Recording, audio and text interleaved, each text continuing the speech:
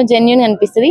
అంటే అమ్మాయిలు సెన్సిటివ్ ఉన్నా కానీ తను మాత్రం తన ఎమోషన్స్ జెన్యున్ గా చూపిస్తారు. ఫ్రెండ్షిప్ అయినా కన్నా అని చెప్పి పిలుస్తూ ఉంటది కదా అతన్ని, వాళ్ళందరితో జెన్యున్ ఉన్నట్టు అనిపిస్తుంది. అందరు ఫేక్ చేసినట్టు అనిపిస్తుంది నాకు. It's my opinion. ఏడవడంలో తప్పేముందండి? మనకు దెబ్బ తగ్గితే మనం ఏడవమా? ఇట్స్ అన్ ఎమోషన్ అంతే. సాధించుకుంటుంది అన్నిటిని. Nothing like that. అబ్బాయిలు ఏం సాధించలేక ఏడిస్తే మా మీద ఏడుస్తారు అంతే. అది సింపుల్.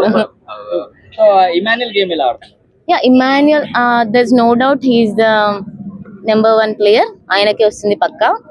అండ్ ఆయనకు రాకపోతే తనుజకు రావాలని కోరుకుంటున్నా. అండ్ ఆఫ్టర్ దాట్ ఈయన ఉన్నారు కదా కన్నా, ఆయనకి.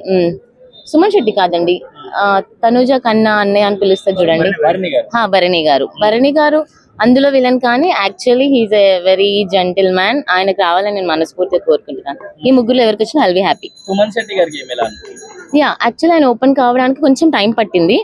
బట్ ఆఫ్టర్ దాట్ ఆయన డాన్స్ చేయడం, మాట్లాడడం, గట్టిగా స్టాండ్ తీసుకోవడం, అవన్నీ was like he's a one man show అన్నమాట. ఆయన ఏదైనా ఆయన అడుగు పెట్టినంత వరకే. సుమన్ శెట్టి గారు సేఫ్ గేమ్ ఆడుతున్నారు అని చెప్పి మాట్లాడుకున్నారు. జనాలు ఉన్నది అనడానికి. ఇట్స్ లైక్ మీరు బాగా ఆడితే ఏదో ఒక వంక పెడతారు, తక్కువ ఆడితే ఏదో ఒక వంక పెడతారు. వాళ్ళు ఉన్నది మాటలు అనడానికి.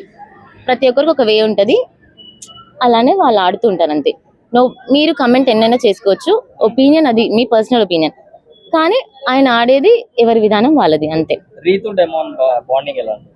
యా, ఓకే, వాళ్ళు జెన్యున్ లానే అనిపించింది. బట్ ద థింగ్ ఇస్, అందరు ఏమనుకుంటున్నారంటే, ఎవరైనా ఎదుగుతున్నారంటే బయట నుంచి లాగడానికి బావిలో కప్పలు ఉంటూనే ఉంటారు. రీతు వర్మన్ ఏం చేశారంటే, ఆమెకు పెళ్ళయింది, సమ్ క్రోర్స్ అదేదో ఉందని న్యూస్ లో రిపీట్ గా వేసి సమ్ రూమ్స్ కి వెళ్ళిందని చెప్పి